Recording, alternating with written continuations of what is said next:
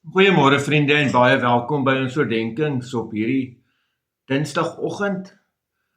Ons gaan verder met Lukas en ons is by Lukas 8 en ons lees vers 9 en 10. Onthou nou, die vorige gedeelte het Jesus die gelykenis van die saaiër vertel. En ek en jy weet dat Jesus baie keer gelykenisse vertel het. Hy het 'n storie vertel om 'n punt oor te dra. En nou van vers 9 af. Sy disippels het hom gevra wat die gelykenis beteken. Hy het geantwoord: Aan julle is gegee om die geheimenisse van die koninkryk van God te verstaan. Maar vir ander bly dit boot gelykenisse, sodat hulle selfs al kyk hulle nie sal sien nie, en selfs al hoor hulle nie sal verstaan nie.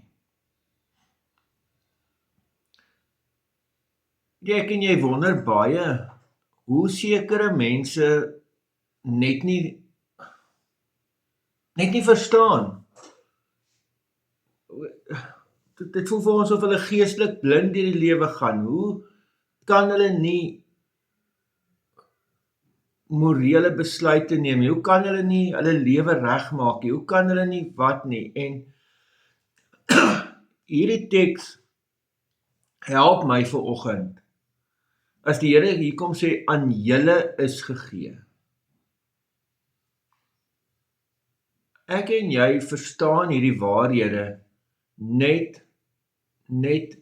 deur die werking van die Heilige Gees. En hoor daar, aan julle is gegee. Dis nie julle het dit verdien of julle het nou gewerk of julle is nou dan klein bietjie slimmer as hulle nie. Nee, aan julle is gegee. Dis absolute genade.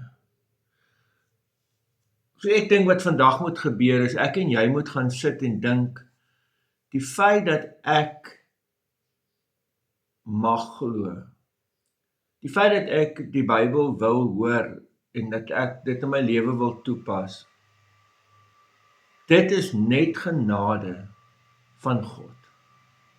Dit het eintlik met my niks te doen nie. Dis net God wat dit doen. Dis sy genade wat oorvloedig vir my is. Amen.